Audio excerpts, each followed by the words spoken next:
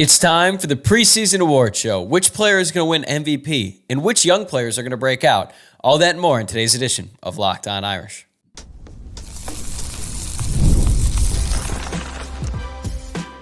You are Locked On Irish, your daily podcast on the Notre Dame Fighting Irish. Part of the Locked On Podcast Network, your team every day. Hey, what's going on, and welcome into Locked On Irish. I'm your host, Tyler Wojciak. I'm a Notre Dame alum and producer at Fox Sports, and it's great to have you here on Tuesday, August 27th, and I wanted to thank you for making this your first listen of the day. You can listen to the show wherever you get your podcasts, and you can watch every episode on YouTube as well. Just please hit that like button and subscribe if you are watching on YouTube, or rate, review, and subscribe if you're listening to the podcast. This episode is brought to you by FanDuel. Now through September 22nd, all FanDuel customers can bet $5 and get a 3-week free trial of NFL Sunday Ticket from YouTube and YouTube TV. Just visit FanDuel.com/lockedon to get started. Okay, I am so excited about today's show. Luke Smith and I are going to hand out our annual preseason awards. We started doing this 5 years ago on a podcast we used to do together called Sons of Saturday Irish, and we have kept it going every year since. It is a great way to share some predictions about players who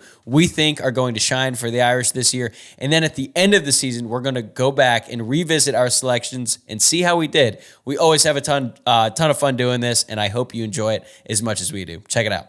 All right, Luke, the time has come. It's game week. We're excited. We're optimistic, and we're going to do our preseason award show. And I was looking back, I think this is like our 4th year doing this, which is kind of insane. It shows you how fast time flies. But before we get to the awards, we do have to touch on the fact that Notre Dame released their first official depth chart of the 2024 season. There were some notable takeaways. I think a lot of what we saw was things that we expected, but now it's official. So what really stood out to you from the depth chart?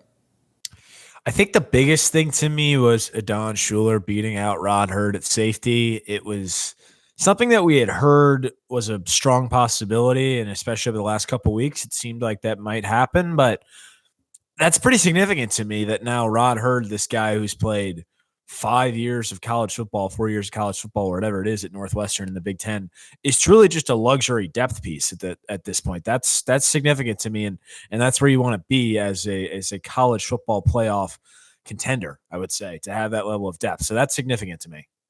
I think that's significant, and the fact that Schuler just beat him outright is really impressive. And it's rare for a younger player who doesn't have a ton of experience to beat out an older player who has a ton of experience. Now, it's a little bit different in this case because Hurd is a transfer and his experience was at Northwestern. But still, he was a very productive player at Northwestern, and I think Notre Dame probably expected him to start when they got him in the transfer portal, but he's still going to be a very important piece for the Irish. He's going to be the first safety off the bench. He's going to be a backup nickel and apparently a backup cornerback as well. But I think the most significant thing to me is something that we expected, but seeing it on paper. Sam Pendleton is going to start over Pat Coogan and Rocco Spindler. We had heard about it for weeks now, but that's another guy who beat out older, more experienced players in front of him. And I don't know how he did it in a couple weeks at camp.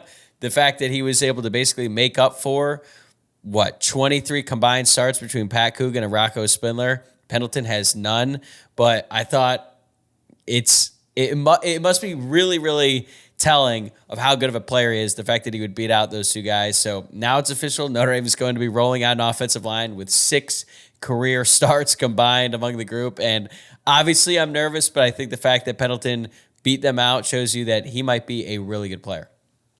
I agree. And this is probably me just trying to spin zone some things, but I was thinking about this earlier today. Like, the reality of the situation that you have here is Charles Jagusaw was hurt.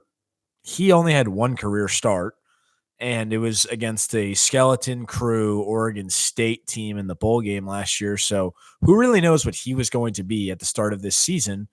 Sam Pendleton goes and wins a job over 2 guys that had 21 starts between them. Like, I'm not really sure that outside of Jagusaw, which I think the ceiling is a lot higher, that this concern that we've had over the offensive line over the last few weeks is really any more than we should have probably had to begin with, because we're not even taking into account that at right tackle, you've got a guy that's never started before either. Nobody's really talking about the fact that Emil Wagner hasn't started at all.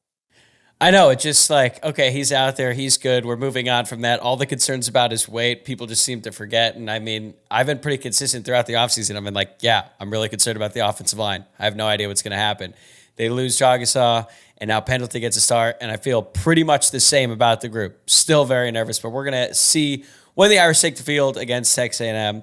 A couple other things. I thought it was interesting that for all of the starting wide receiver spots, there was an or for every single one, which means that the player was listed first. It was alphabetical and not necessarily who won the job. So it's going to be a 6-man rotation. It's a lot of the players that we expected, Bo Collins and Jaden Thomas at the boundary. And then at the field, you've got Jordan Faison and Chris Mitchell. And then in the slot, Jane Greathouse and Jaden Harrison. So it's a deep group. There's a lot of talent there. We're going to find out if there's a true alpha, because right now it looks like there's 6 1As or like number 2 guys. Absolutely. And I know that he missed pretty much all last season, but the fact that Deion Colsey isn't even on the depth chart is fairly significant to me, just because he has made plays in games before, and that's a luxury item, I guess, at this point. It makes me wonder if he's on the team after week 4 this year, or if he's just going to grad transfer, or maybe he doesn't like football. I don't know, but that's something that's also notable to me. Last thing on the depth chart, Drake Bowen is going to be the starting middle linebacker, and there was also no or next to his name. I thought that could be the case, that maybe Kingston Biliamu-Asa could really challenge him for the starting job. It doesn't appear that he's going to do that week 1, but maybe he will later on, and I think you're going to touch on that in the preseason awards, so I don't think we need to wait around anymore. Why don't you kick us off with our very first award? First award where we'll be listing today is the Club Fever Award for Freshman of the Year. For those not familiar with South Bend in the late 2000s to 2018, I want to say, Club Fever was the one bar in South Bend that allowed pretty much anybody and everybody who had some semblance of an ID. And it was a wonderful place. You could get in there as, like I said, like with anybody's ID, basically. You'd also see upperclassmen, graduate students there. It was truly a place that brought South Bend together. Unfortunately, it is no longer, but aptly named for the Freshman of the Year here. And I am going to go with Anthony Knapp. I want one more thing to say on the Club Fever thing. So for people who are unfamiliar, yeah, they let in pretty much everyone, and it wasn't like one of those bars where, oh, if you were older, you wouldn't go because it's freshman only. No, it was literally every single grade, but the bar was so big that each grade would kind of sort of like go into their own little space there. But something that I kind of forget about that is very funny is the beginning of the end for Fev came when I was a sophomore. So this was probably 2015, and there was a Facebook post. Yes, people were still using Facebook at the time. Club Fever posted on Facebook basically saying this long, drawn-out thing that they can't break the law anymore. It was a really big deal, and the Notre Dame campus basically shut down, and they were basically saying, like, yeah, security is going to be ramped up. Unfortunately, they accused, like, other bars of ratting on them and all this stuff, and, like, it was... They never really came out and said it. We can no longer let underage people into the bar. But it's so funny in retrospect thinking that grown adults were writing a Facebook page saying, hey, guys, bad news. We've been breaking the law for years. Everyone knew about it. We can't do that anymore. But just one last aside, because I feel like people don't really know about FIVA anymore. Well, if we're going to be before we get into the awards now, if we're going to be talking about that Facebook post, that is not the most unhinged thing. I was actually wondering if we were going to go there. Why not? I'm going to go there. Really, the bar ended up closing because the bouncer, one of the main bouncers, was effectively running and operating the bar. The bar owner was no longer really involved in the day-to-day operations. This guy tragically passed of a heart attack, I think, winter break of fall 2018. And they go on his Facebook and the Club Fever Facebook advertising that they are going to have his wake at Club Fever and there's going to be a visitation. But the thing is, they did this all in like the first person as if they were the dead guy. Like they posted, hey, I'm in a better place now. And then it ended with hashtag go Irish, hashtag pack the fever. So I think that's all you need to know about this place. Yeah, it's too bad that place is no longer because the stories, I mean, if Walls could talk, I mean, yeah. Club Fever would have stories that, frankly, I mean, they could write great novels using just those stories. But I think that was a long aside from the actual award, which is given out to the freshman of the year. So you said Anthony Knapp. I'm going to follow that up with Anthony Knapp as well, because Notre Dame needs Anthony Knapp to be the freshman of the year. And it's kind of funny. Imagine if I had asked you this question like a month ago. I don't think anyone would have said Anthony Knapp. KVA would have been the very popular pick, and for good reason. And there's a very good chance that Kingston Bilamo-Asa ends up being the best freshman on this team. But if Knapp can just survive this Texas A&M game, like if he could just get through it relatively unscathed, if he can just hold his own and just be average. Like, I don't think anyone's expecting him to go out there and be a brick wall on the left side of that line. But if he can just hold his own, keep the Texas A&M defensive ends at bay, we know they've got some really good ones, I think that is going to give him so much confidence throughout the rest of the season. And yeah, there's going to be some growing pains. There's going to be times where he's a little bit overmatched. But if he could just get through this game, it's a lot like the schedule. You get through this, it really opens up for you. And I think that all Anthony Knapp has to do is get through this first game, and then he could have a really, really good freshman season, which no one would have expected a month ago. Right, and that's kind of where I fell on this. I think the answer has to be Knapp if this season is going to be as successful as we all want it to be. I think it can be. If Notre Dame's going to make the college football playoff and host a first-round game, win a neutral site game, it's got to be Anthony Knapp. His nastiness and physicality that's been praised over the last couple of weeks, and really going back to his time as a recruit, that needs to show itself, and really it needs to show itself right away at College Station. I want to give an honorable mention, because if we gave this award to redshirt freshmen, my pick would have been Sam Pendleton.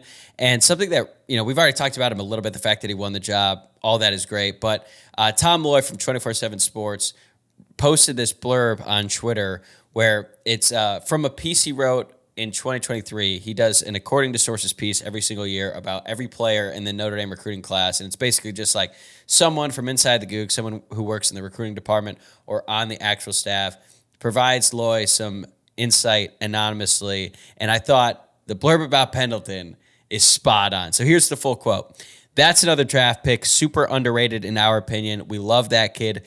Tough leader, physical, can bend, will knock you out, smart. As a mid-year, he could absolutely be a guy that plays way earlier than people expected and could start way before most expected," end quote. A lot of the time when I read some of these like quotes about recruits coming in, like every single one just seems so exaggerated, because obviously a coach is going to speak highly of the recruit that they just signed. This probably read like that at the time, and it ended up being 100% accurate. And it's pretty crazy now that he is actually going to be starting way earlier than everyone expected. It really is. So we'll see how that goes. But yeah, it's pretty wild. And for context, you and I both took Jaden Greathouse on this last year. I think we probably ultimately decided that it was Rico Flores actually who won this award last year, but Greathouse without injuries was a pretty good pick from us. Yeah, he still led the team in receptions despite the fact that his hamstring really not like completely wiped him out for the second half of the season, because he did come back and play, but there was a big chunk there where Notre Dame really missed him. And then Rico Flores basically won it because of process of elimination. They didn't really have any other receivers, and now he's at UCLA. Okay, next award. This one is self-explanatory. The Jonas Gray Award, the senior who has a breakthrough year. Luke and I thought we were being original when we created this award a few years ago, and now it seems like on every single Notre Dame podcast, people literally call it the Jonas Gray Award. We're not going to get protective. It wasn't the most creative thing in the world, but it's basically about a senior who has been around for a long time. Maybe they've contributed a little bit in their time, but then their senior year, they really break out. Javon McKinley is another great example of this, but who are you taking for this year? So I think I'm cheating a little bit with this pick, because this is a guy who actually has produced at the college level, albeit not at Notre Dame. But I think it fits because he hasn't produced at the level at which he was projected. And the other thing is, when I was looking at the depth chart, there really aren't a ton of guys who potentially fit this role. Like, Notre Dame's got a lot of younger guys. It was pretty hard. I'm not going to lie. This one was kind of tricky. So with that said, I'm going with Bo Collins. Former 5-star, has 91 catches for just under 1,300 yards and 11 touchdowns over his first 3 years of college. It's decent production, but probably not what Clemson thought they were getting from him when they recruited him. However, I would argue that everything we've heard about him this August, from his testing numbers to reports about his ability to go up and make plays on the ball, it forced me to believe that his performance this fall might shed more light on the Mickey Mouse Clemson offense that they were running the last couple of years, as well as his own talent. So I'm going with Bo Collins here. And you have a pretty good track record. Last year, you picked Chris Tyree. I think that was spot on. That was a great hit for you. For my pick here, I'm going to take another wide receiver, Jaden Thomas, because even though we don't think he's going to be a starter in the sense that he's not going to be like one of the first 3 wide receivers out there. I think he's going to have a really good year. And if you look at his career splits, 2022, he only had 20 receptions for 295 yards, 3 touchdowns. Last year, he was projected to be wide receiver 1 going into the season, and it actually started off that way. He had a touchdown in the Navy game. In that spring game, Sam Hartman's first time in the blue and gold, he was going to Jaden Thomas routinely, and they were having a lot of success, and you're like, man, Jaden Thomas could end up having a huge season for the Irish. Then Thomas hurt his hamstring in that Ohio State game, and then he was really pretty much done the rest of the season. I think he played sparingly in a couple of games, but was not healthy enough to really contribute. And his stats last year, he actually regressed in terms of the numbers he put up. He only had 17 receptions for 251 yards and 1 touchdown in that season opener. I think he's going to have a really solid year this year. I'm not saying he's going to be anywhere near 1,000 receiving yards, but I just think that he is a really reliable target. He can also block really well, and considering the issues that Notre Dame could have on the offensive line, if you bring him in motion, which we know Mike Denbrock likes to do, he can chip guys off the edge and be a force in the run game. So I think he's going to be out there a lot. And I just really thought it was interesting in that Sun Bowl when Jaden Thomas hadn't played for a really long time. He came out, Steve Angeli was immediately looking to get him the ball. And I think that he's a consistent 4 receptions, 60 yards per game type of player. And that's going to be an asset for this offense. I almost went with Thomas myself, so I think this is a good pick. And frankly, it's a guy that a couple months ago, I'm not sure I thought he was still going to be on the roster. I think there were some murmurs that, is he just going to move on? Is he potentially the odd man out? Well, he's still around, and I think this is a great pick for a guy to have a really big bounce back year. And last year, I took Jordan Botelho, who I almost went with again this year, but it's like at this point, he did start throughout last season. He has no eligibility left for this award. Yeah, I think when every single year people are picking you to be the breakout player, like eventually it doesn't really apply. That being said, Jordan Botelho could still end up having a really good year. Unfortunately, he is just no longer eligible for this award. Luke and I still have plenty more awards to hand out, but before we get to that, I want to tell you about 5 Hour Energy.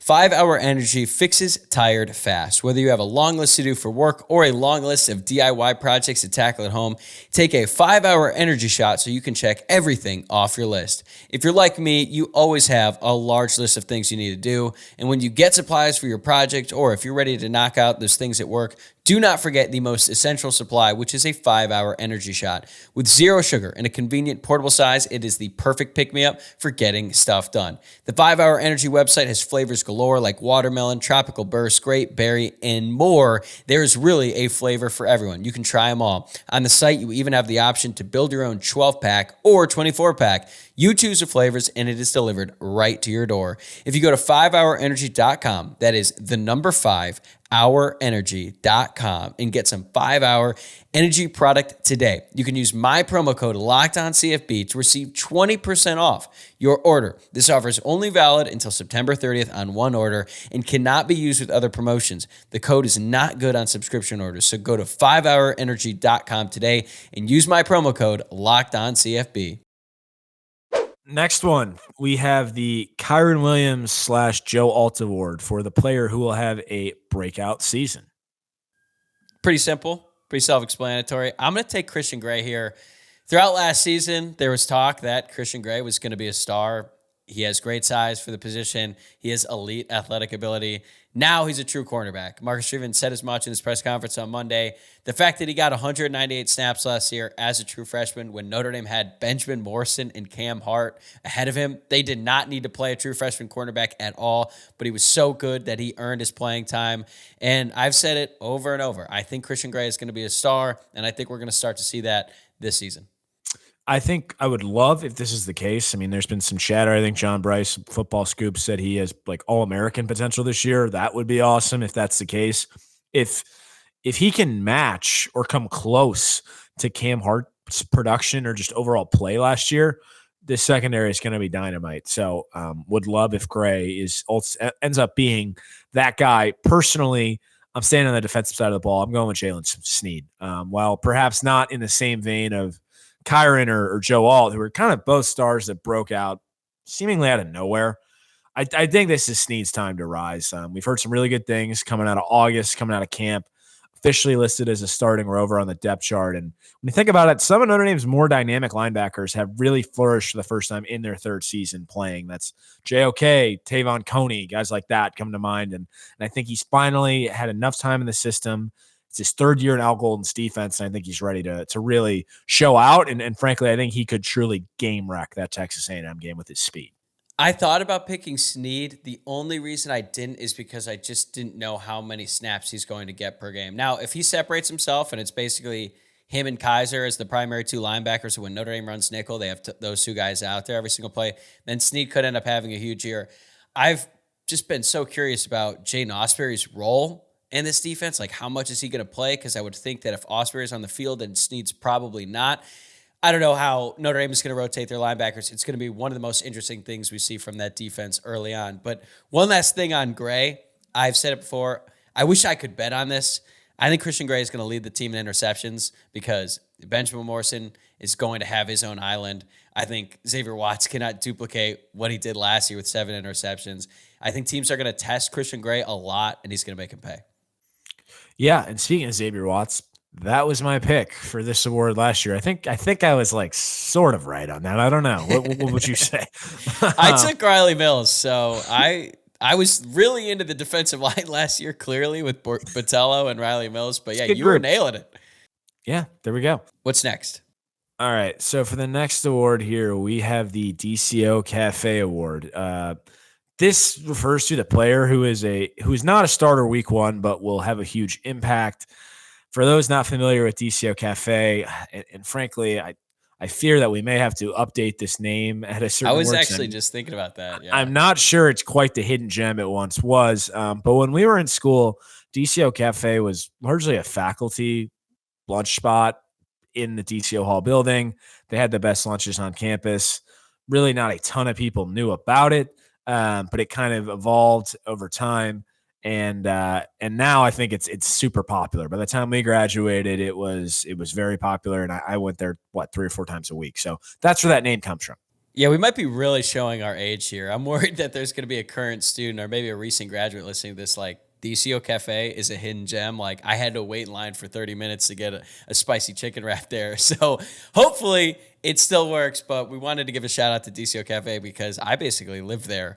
I think the last probably a year on campus, because once you would move off campus, most people did not get the meal plan where you'd get to go to the dining hall. So you had to kind of find your spots. I probably ate more Penn Station back then because they took Domer dollars, but that was out on campus. So we're going to go with DCO Cafe. All right, who are you taking for the award? So this is where I have KVA. I would not be shocked at all if Kingston Viliamuasa is starting by the Louisville game. I just think he's that good, and it seems like the staff thinks he's that good. We haven't seen it from Drake Bowen yet. That's not to say that he can't be a very good player himself, but it just seems like this kid is one of those guys that only comes around so often, and I really do think that he is probably going to be starting by the time October comes around. I initially had noted here that I thought that Notre Dame giving him a green dot, which signals that he's the guy with the helmet communication, made it clear to him that they have trust in him.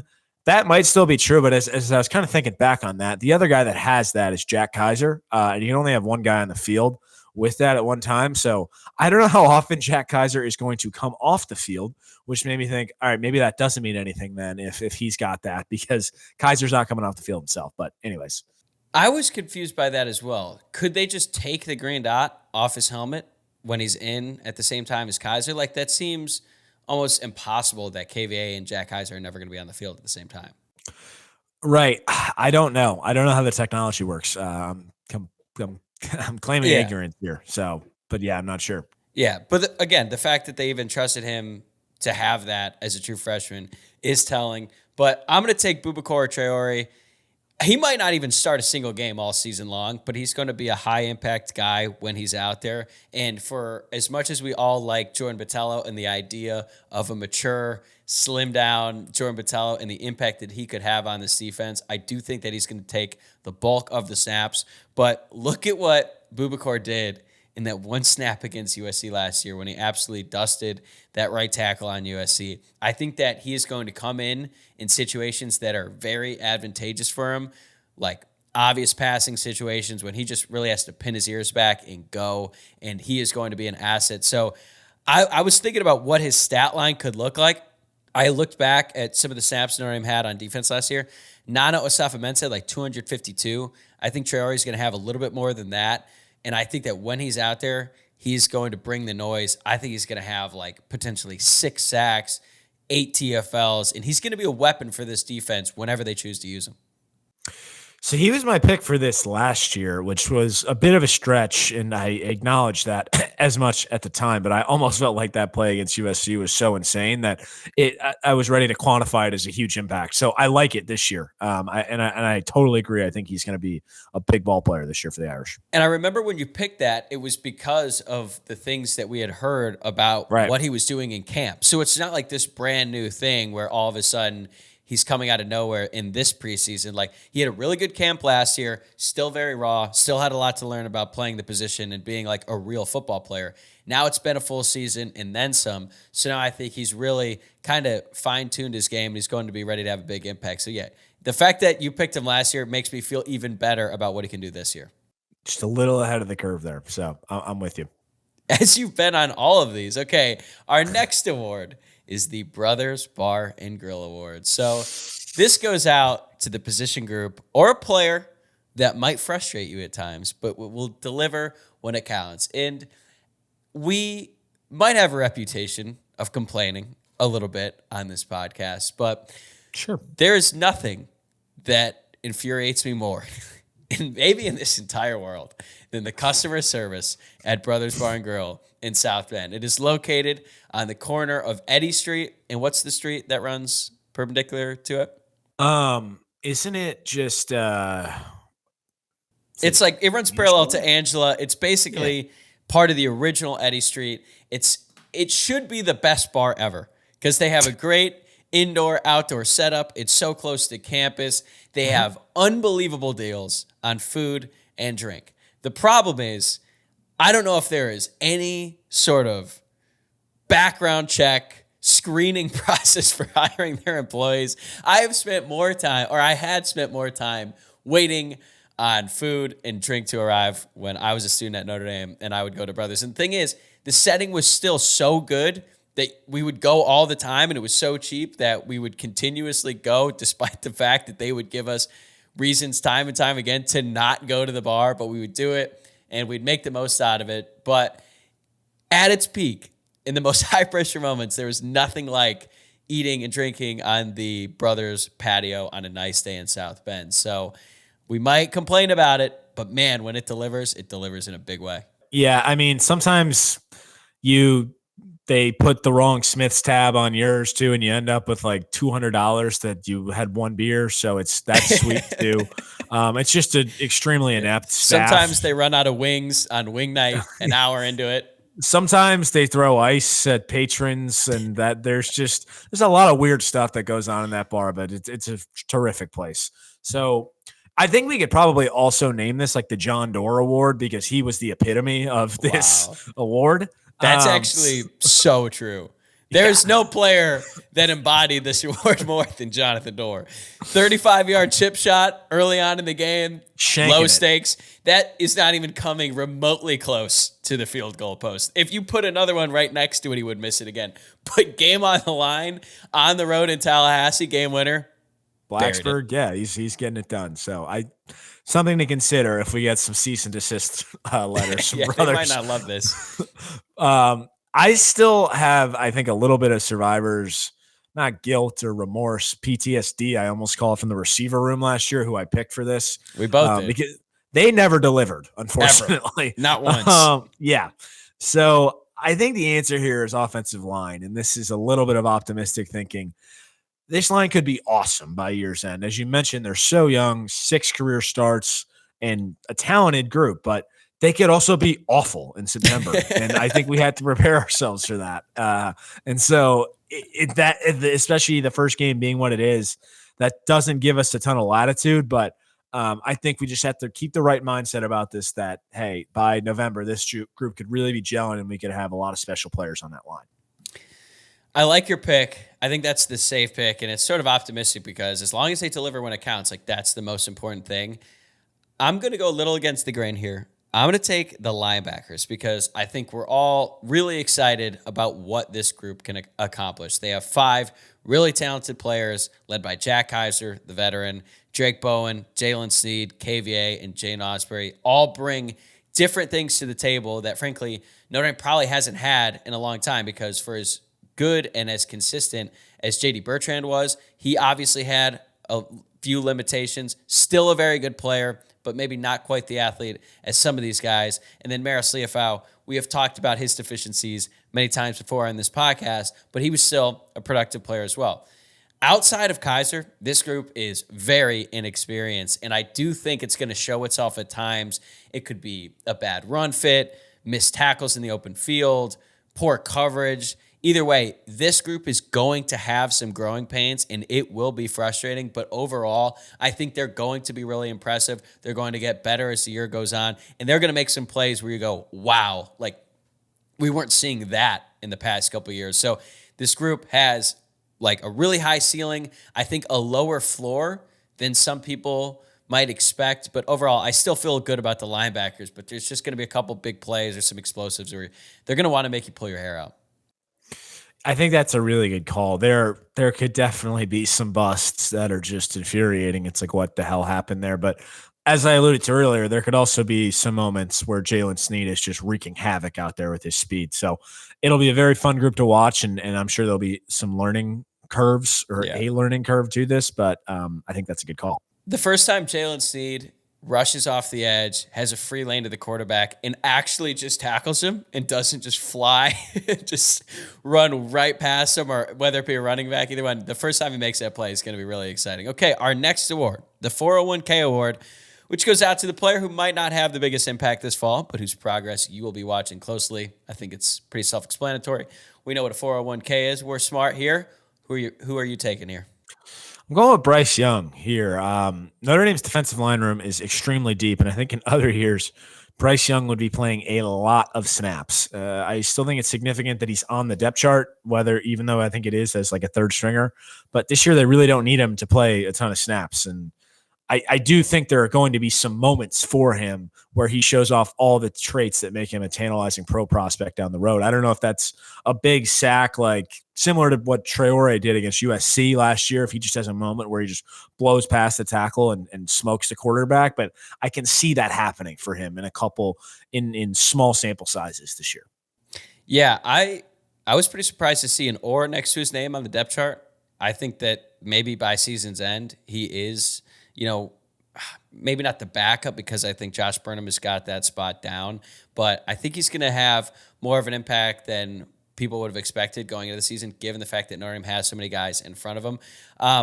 For my pick, I'm taking Gerby Lambert, the other true freshman tackle, and I guarantee if you had told 100 people in the summer that Notre Dame was going to start a true freshman at left tackle, 100 out of 100 people outside the program would have probably predicted that person would be Gerby Lambert. That's because he's massive, borderline 5-star recruit coming out of high school, one of the biggest additions in Notre Dame's most recent recruiting class. Well, it's not him. It's going to go to Anthony Knapp, but that doesn't mean that Gerby Lambert isn't going to be very good. The staff is extremely high on him for all the reasons I just mentioned, and he just wasn't around during spring practice. He wasn't a mid-year enrollee, and I think that is the reason why Knapp is starting. Knapp is still a really good player. He's been around. He's been in the college weight room longer, and I think that that's a big reason why Knapp got the edge for now, and I think that Anthony Knapp and Gerby Lambert could both be great. I'm not even suggesting that Gerby Lambert is going to beat him out for the job, but I think that by the end of the year, Gerby Lambert is going to be fighting for some playing time, and I think in the future, he's still going to be a great player for the Irish, even if he doesn't have quite the same start that a player like Anthony Knapp is going to have. Totally. I think that there's even been some rumors out there that, the staff thinks that at some point this season, Lambert is going to start or will be ready to start at a minimum. So I think that he's definitely got a bright future above him, and that's a great pick for that reason. Last year, my pick was Christian Gray, so I'm still riding the Christian Gray train, as you can see today. And you had Kenny Minchie, and honestly, like that could have been a good pick again this year. It was a good pick last year. It's still interesting now. It is. The only real action we saw him in last year was taking a knee against the coach he was formerly committed to. So, didn't get to see a whole lot. But great petty moment.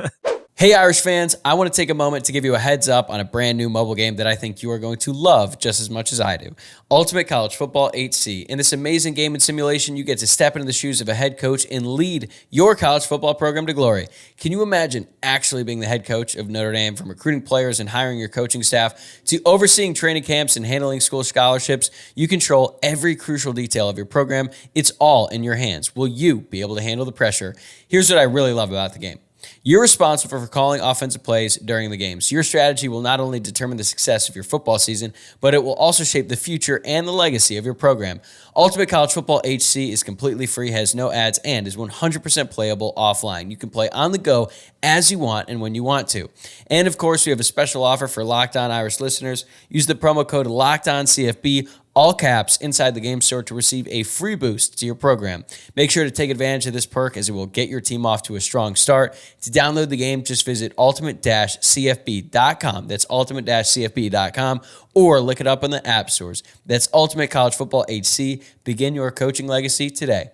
Today's episode is brought to you by Ibotta. It's summertime, which means it's barbecue season. You can stock up on all of your grilling favorites and earn cash back on every purchase when you use Ibotta. So you won't have to choose between burgers or hot dogs. You can get both. Ibotta is a free app that lets you earn cash back every time you shop. You can earn on hundreds of items, from groceries to beauty supplies, even toys, so you can make sure you're beating inflation no matter what it is that you're purchasing.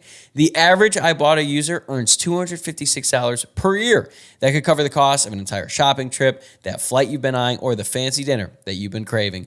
Other apps give you points, but they don't really amount to much. But with Ibotta, you earn cash back that you can withdraw to your bank account, PayPal, or gift cards. Simply add offers in the app, upload your receipt, and voila, the money is yours. You can save on over 2,400 brands and shop at over 1,000 retailers, including your favorite grocery stores, Lowe's, Macy's, Sephora, Best Buy, and more. It's time you joined the over 50 million users who use Ibotta to earn cash back every time they shop. Right now, Ibotta is offering our listeners $5 just for trying Ibotta by using the code LOCKEDONCOLLEGE when you register. Just go to the App Store or Google Play Store and download the free Ibotta app to start earning cash back, and use code LOCKEDONCOLLEGE. That's IBOTTA in the Google Play or App Store, and use code LOCKEDONCOLLEGE.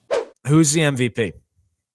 I don't know about you. I spent a lot of time thinking about this. This was really hard. Last year, it felt easy. Like, you took Sam Hartman. I took Wojciak Estime. I think, 90% of people were taking Sam Hartman last year. And I ended up taking kind of a boring pick. I'm going to go with Riley Leonard. And personally, as you know, I have come a long way with Riley Leonard. At one point, I wasn't even sure if Notre Dame should take him. Now I think he's going to be the MVP. And a big reason why I'm taking him is because of Notre Dame's issues on the offensive line, or perceived issues, because I think they're going to need Riley Leonard to run around and use his legs to save them a lot. If they lose Leonard, it could get dicey for the offense, especially early on in the season, because even though Steve Angeli can move, he's nowhere close to the runner that Riley Leonard is. And I think that he's going to be such a focal point of this offense that he's going to be the second leading rusher. There's going to be some games where he might be the leading rusher, and he's good enough throwing the ball. Notre Dame has a lot more weapons for him on the outside. So he is going to be a very, very, very important part of this team. I'm not saying he's going to be the best player. I think that Benjamin Morrison is the most talented player. I mean, you could maybe even make the argument that Riley Leonard isn't even a top 3 player in terms of talent, but I think he's going to be the most important player on this team and the most valuable by season's end. So you're picking him basically for the same reasons that I picked Sam Hartman last year. Sam Hartman didn't deliver on that, and I will state that he was not helped by the receivers around him and maybe just some play calling. But I totally get the rationale. That's exactly what my thought process was last year. Didn't work out that way. Hope it does for Riley Leonard, Notre Dame this year. I'm saying Jeremiah Love. It seems like he has really separated himself from Jadarian Price. I think Price is still going to play a bunch, but it seems like there's a significant gap between Love and Price. And everything we've heard coming out of camp is extremely positive. I think we're going to see some dominant performances from him this year. I mean, this is a guy that had 5 touchdowns in a state championship game.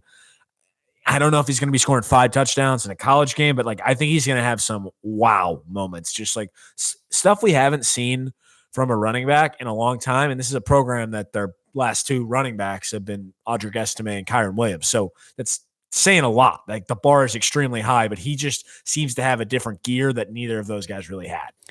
I think people were probably shocked earlier on in this episode when neither one of us gave Jeremiah Love the Kyron Williams / Joe Alt Award for the player who has a breakout season. Well, that's because Luke is picking him to win the MVP, and I think that says a lot. He definitely could. He's a very explosive player, and Notre Dame is going to need him to be that kind of guy this season. All right, this next award, it's an old award with a new name, and I think you are better off explaining this one than me. So this was formerly called the What the Hell Was That Game, otherwise known as Ball State, Toledo, Vanderbilt, Louisville, etc. award.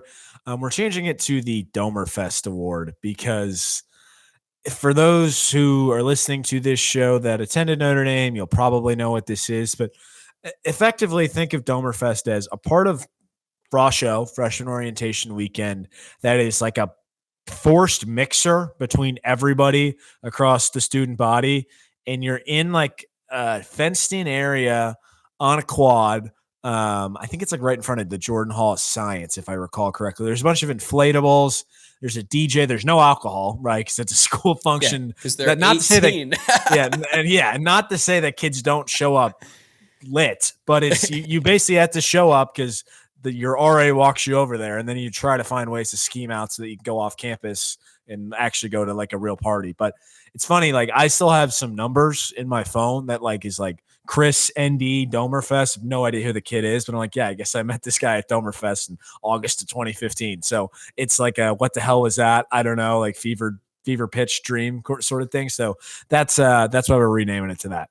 Yeah, and I think one other thing, the other reason why the Domerfest name is sort of applicable here is because it's going to be awkward. Like, it's probably going to be uncomfortable because it is a forced social setting and there's a ton of people and like you're excited the school is starting, but you're like, wait, this does feel a little bit off. It's like going to a summer camp for kids, but you're in college. So it just has a weird vibe to it. So the reason why it works for the schedule is because like you kind of know there's going to be one game where it's the fourth quarter, you're sweating it out, and you're like, we're really doing this? Well, yeah, it just happens to every team other than like maybe Alabama in their prime, where like there is going to be a game against a team who Notre Dame is much better than, but for whatever reason, they just didn't show up to play that day, and it's going to be uncomfortable, and it's just about getting through it. And I think there's actually a lot of different good options on the schedule this year, but who are you taking ultimately? I think Miami, Ohio is probably the easy pick. Won the MAC last year, and despite Alabama stealing their kicker, they're still a talented team. However, I cannot afford for that to be a game at all for various reasons. So I'm going to say Army. And the reason is I think playing at Yankee Stadium against Army after senior day and before going out to LA is weird timing. Notre Dame did this in 2018 where they did the whole Chicago to South Bend to New York to LA, and it's not quite the same this year. There's no Chicago. There's actually a bye week after the Florida State game in November, which helps a little bit, but you have no idea what the weather could be like in Yankee Stadium the Saturday before Thanksgiving. Additionally, Army is going back to the under center option after deviating from it last year and playing more of a shotgun style offense. I could very easily see possessions being at a premium in this game, and maybe the 10-0 Irish are distracted by an upcoming trip to the Coliseum. So I'm going to say Army. I just think that's a weird one. And maybe it's also because like I'm so sick of this freaking Yankee Stadium thing and playing Army and Navy. Like I'm not looking forward to that game at all. So maybe that's part of it too. Yeah. I said it before. That game just does not move the needle for me at all. I think Notre Dame should handle them, though. I am going to take Miami of Ohio. It is the easy pick. I am kind of treading this game, honestly, just a no-win situation for me or the team, because if they smoke them, who cares? If they lose, 1, season's over, and 2, our mutual friend, Preston Kahn, will never, ever let us live it down. And look, they've got a really good defense. They have some real players, and I think Chuck Martin once said, when he was talking about Notre Dame, Miami of Ohio, it's like recess, but they get the first 85 picks. Well, that's not the case with this team. Miami of Ohio actually has a few really good players, including the MAC Defensive Player of the Year, who could be an All-American. I'm not talking like all-conference. I'm talking one of the best players in the country. They're old. They're going to be ready to go, and I just think it's going to be an annoying game. Notre Dame should win, but it's not going to be a whole lot of fun. Last year, I picked Duke. Spot on. You picked Louisville. Unfortunately, you might have been a little bit too spot on. Yeah, boy, that's right. But yeah, I agree with you. I am also dreading the Miami game. Dating a girl who went to Miami, she's gonna have a bunch of friends there, so I can't have this be a game because I just want to be relaxed the whole time and just not freaking out. You're but yeah, always Miami, relaxed during games. well, if it's not close, it'll be great. But Miami has come a long way since my buddy Billy Ball was throwing 4 picks against Ohio for like 80 yards in 2016, and they won like 1 game. So shout out to them. All right, last award before your official record prediction. This is the Am I in Utopia? No, this is South Bend Award for the biggest win of the year. What are you taking here? So I've got a different answer on this one. I'm not sure one applies. And here's why. This team should win every game on its schedule. They are better than every team on its schedule, and they are more talented. They are better coached than every team on its schedule. And I go back to Notre Dame basketball in 2015. Notre Dame beat Duke at home as a top 10 team playing at home, game they were favored in, and the students tried to rush the court, and Jaron Grant and Pat Connaughton are saying, no, get back. Like, we expected to win this game. That is the sort of mentality that I expect this group to have. Now, while winning at A&M has the potential to shape this season in a tremendous way, winning that game, to me, is not on the same level as beating Ohio State in past years or Clemson and some others, even USC maybe and some others, because Notre Dame should expect to win that Texas A&M game. I don't care that they're a dog. I mean, they're a better team than A&M, and there's a lot more questions at A&M to me than there are in the Notre Dame program. So I just there's not going to be a win to me that that probably really is like, I can't believe that just happened, because I think they should win every game on this schedule.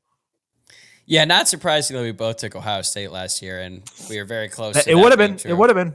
It actually would have been Utopia. Like, if Notre Dame had actually pulled off that upset, we don't have to relive that again. But that is sort of the weird thing about the schedule, especially now that Florida State lost the season opener, is it does lack that marquee matchup. And even though this is obviously a very big game this weekend when Notre Dame faces Texas A&M, like, Texas A&M isn't going to be in the national championship hunt at any point in the season, whereas Ohio State was last year.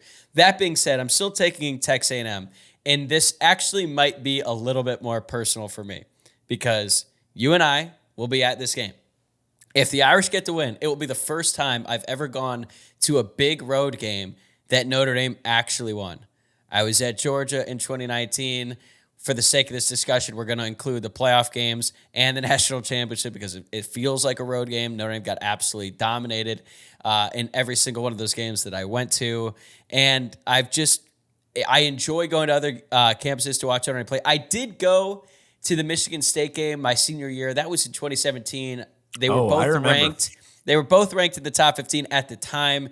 Michigan State ended up being very overrated. The Michigan State Stadium was probably the worst college football stadium I've ever been to for a place that actually cares about football. So that just does not have the same juice as this one. So if Notre Dame is able to pull off the win this Saturday, walking out of that stadium surrounded by 100,000 screaming Texas A&M fans is going to feel so good, and I'm just going to be so much more excited about this season that it would feel like Utopia in that moment, and we're going to be having a party in College Station.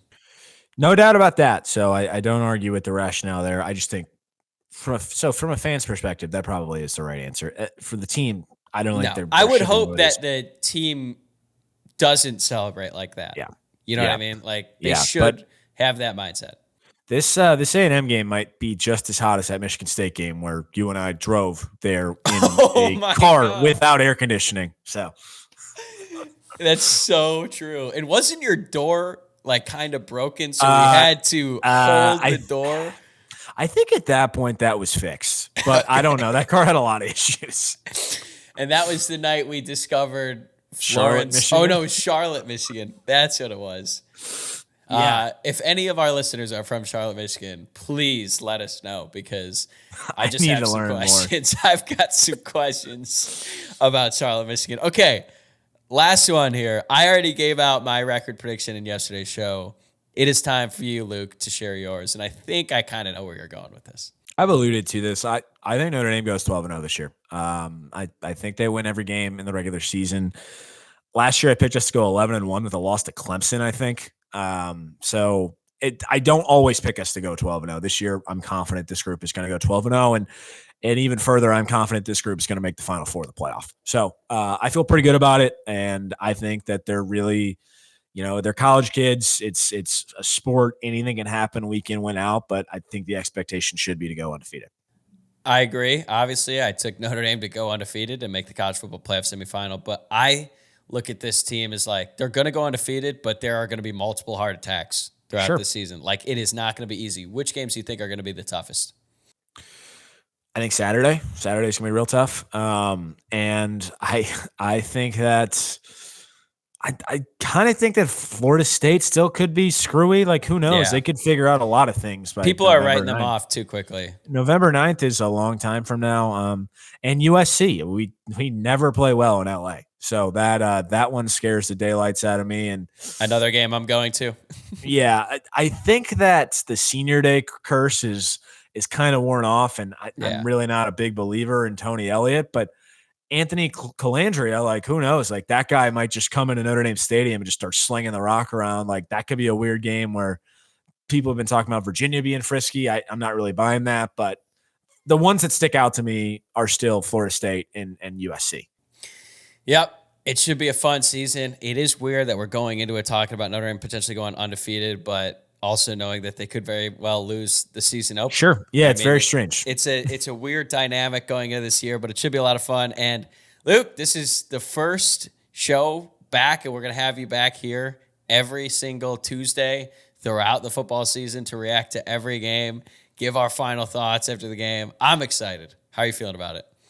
I'm pumped. I'm really pumped. And hopefully we have some really good things to talk about next Tuesday. I think we should.